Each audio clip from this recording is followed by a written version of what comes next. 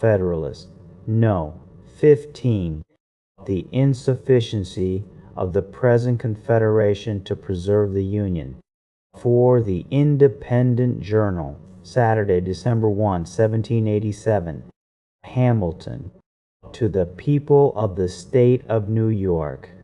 In the course of the preceding papers, I have endeavored, my fellow citizens, to place before you, in a clear and convincing light, the importance of union to your political safety and happiness.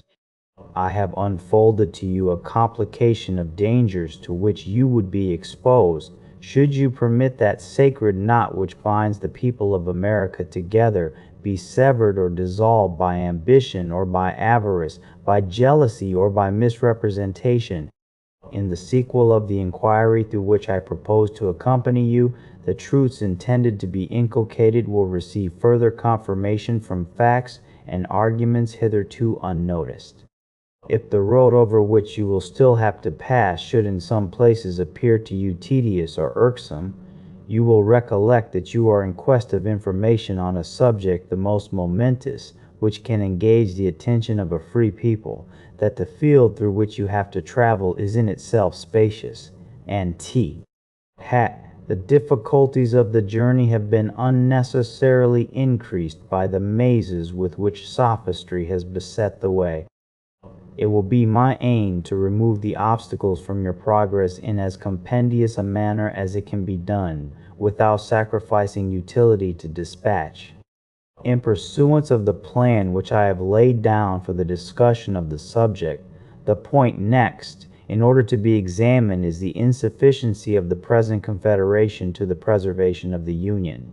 It may perhaps be asked, what need there is of reasoning or proof to illustrate a position which is not either controverted or doubted, to which the understandings and feelings of all classes of men assent, and which in substance is admitted by the opponents as well as by the friends of the new Constitution. It must in truth be acknowledged that, however these may differ in other respects, they in general appear to harmonize in this sentiment at least, that there are material imperfections in our national system, and that something is necessary to be done to rescue us from impending anarchy. The facts that support this opinion are no longer objects of speculation. They have forced themselves upon the sensibility of the people at large, and have at length extorted from those whose mistaken policy has had the principal share in precipitating the extremity at which we are arrived, a reluctant confession of the reality of those defects in the scheme of our federal government which have been long pointed out and regretted by the intelligent friends of the Union. We may indeed with propriety be said to have reached almost the last stage of national humiliation. There is scarcely anything that can wound the pride or degrade the character of an independent nation which we do not experience. Are there engagements to the performance of which we are held by every tie respectable among men? These are the subjects of constant and unblushing violation. Do we owe debts to foreigners and to our own citizens contracted in a time of imminent peril for the preservation of our political existence? These remain without any proper or satisfactory provision for their discharge. Have we valuable territories and important posts in the possession of a foreign power which, by express stipulations, ought long since to have been surrendered? These are still retained, to the prejudice of our interests not less than of our rights. Are we in a condition to resent or to repel the aggression? We have neither troops, nor treasury, nor government. 1. Are we even in a condition to remonstrate with dignity? The just imputations on our own faith, in respect to the same treaty, ought first to be removed. Are we entitled by nature and compact to a free participation in the navigation of the Mississippi? Spain excludes us from it. Is public credit an indispensable resource in time of public danger? We seem to have abandoned its cause as desperate and irretrievable. Is commerce of importance to national wealth? Ours is at the lowest point of declension. Is respectability in the eyes of foreign powers a safeguard against foreign encroachments? The imbecility of our government even forbids them to treat with us. Our ambassadors abroad are the mere pageants of mimic sovereignty. Is a violent and unnatural decrease in the value of land a symptom of national distress? The price of improved land in most parts of the country is much lower than can be accounted for by the quantity of waste land at market, and can only be fully explained by that want of private and public confidence, which are so alarmingly prevalent among all ranks, and which have a direct tendency to depreciate property of every kind. Is private credit the friend and patron of industry? That most useful kind which relates to borrowing and lending is reduced within the narrowest limits, and this still more from an opinion of insecurity than from the scarcity of money. To shorten an enumeration of particulars which can afford neither pleasure nor instruction, it may in general be demanded, what indication is there of national disorder, poverty, and insignificance that could befall a community so peculiarly blessed with natural advantages as we are, which does not form a part of the D.R. catalogue of our public misfortunes? This is the melancholy situation to which we have been brought by those very maxims and counsels which would now deter us from adopting the proposed Constitution, and which, not content with having conducted us to the brink of a precipice, seem resolved to plunge us into the abyss that awaits us below.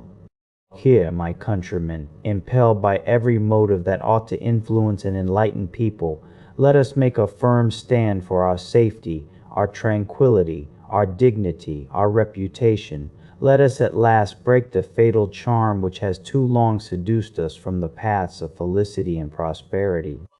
It is true, as has been before observed, that facts, too stubborn to be resisted, have produced a species of general assent to the abstract proposition that there exist material defects in our national system, but the usefulness of the concession on the part of the old adversaries of federal measures is destroyed by a strenuous opposition to a remedy upon the only principles that can give it a chance of success.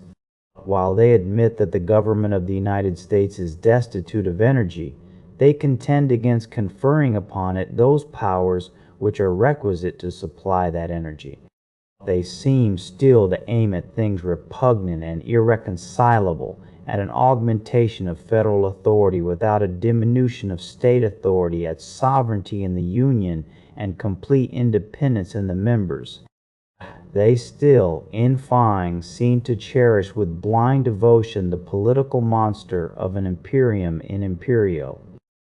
This renders a full display of the principal defects of the Confederation necessary in order to show that the evils we experience do not proceed from minute or partial imperfections, but from fundamental errors in the structure of the building, which cannot be amended otherwise than by an alteration in the first prints, ipples and main pillars of the fabric. The great and radical vice in the construction of the existing Confederation is in the principle of legislation for states or governments in their corporate or collective capacities, and is contradistinguished from the individuals of which they consist.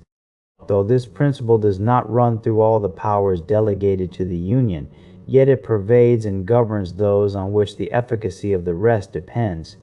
Except as to the rule of appointment, the United States has an indefinite discretion to make requisitions for men and money, but they have no authority to raise either by regulations extending to the individual citizens of America.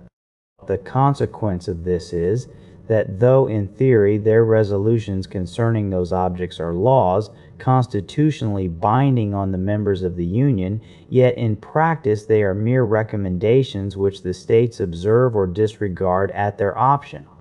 It is a singular instance of the capriciousness of the human mind that after all the admonitions we have had from experience on this head, there should still be found men who object to the new Constitution for deviating from a principle which has been found the bane of the old, and which is in itself evidently incompatible with the idea of government, a principle, in short, which, if it is to be executed at all, must substitute the violent and sanguinary agency of the sword to the mild influence of the magistracy. There is nothing absurd or impracticable in the idea of a league or alliance between independent nations for certain defined purposes precisely stated in a treaty regulating all the details of time, place, circumstance, and quantity, leaving nothing to future discretion and depending for its execution on the good faith of each of the parties. Compacts of this kind exist among all civilized nations, subject to the usual vicissitudes of peace and war, of observance and non-observance, as the interests or passions of the contracting powers dictate. In the early part of the present century, there was an epidemical rage in Europe for this species of compacts, from which the politicians of the times fondly hoped for benefits which were never realized.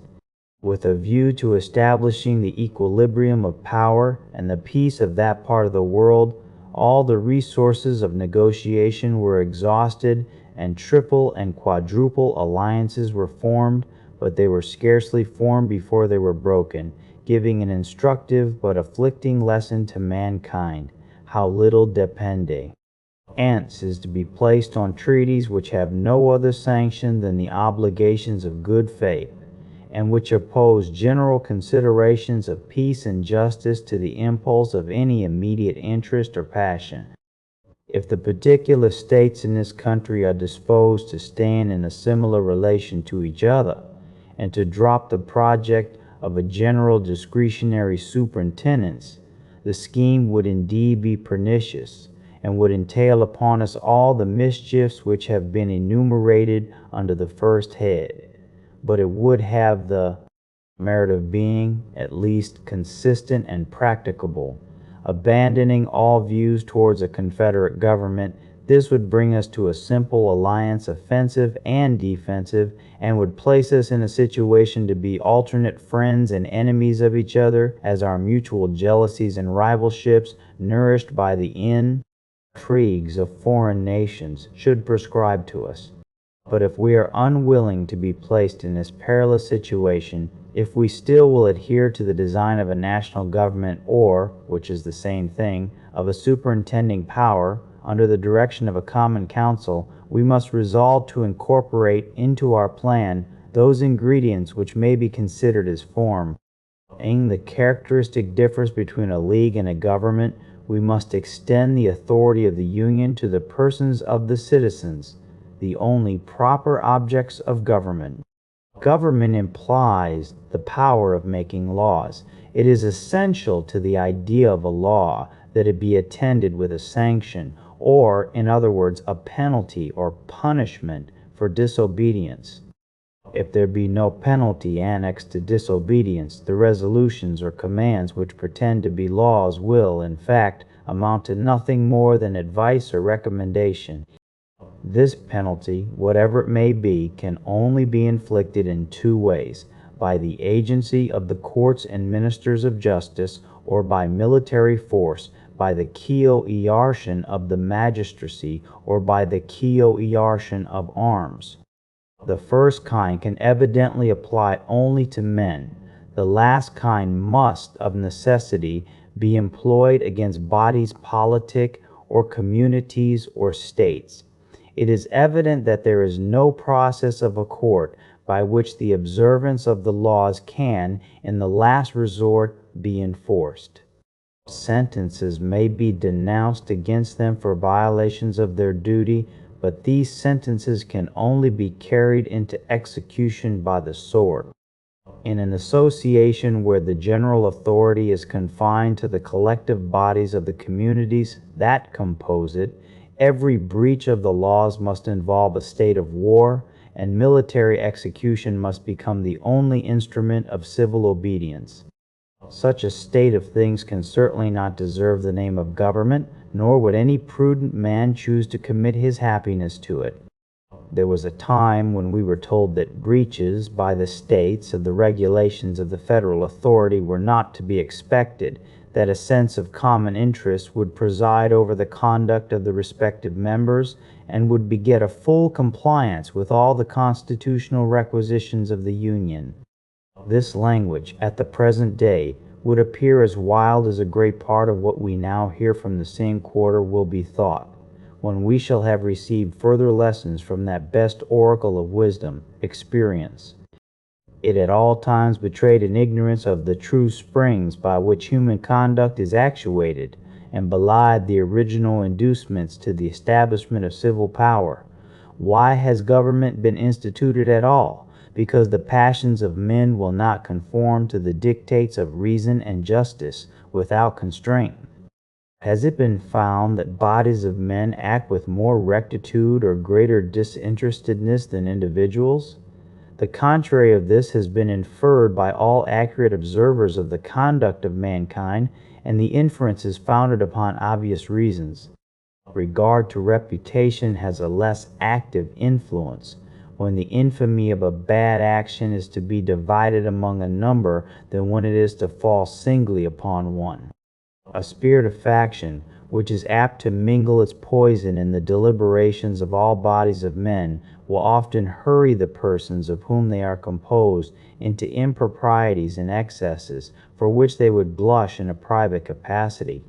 In addition to all this, there is, in the nature of sovereign power, an impatience of control that disposes those who are invested with the exercise of it to look with an evil eye upon all external attempts to restrain or direct its operations.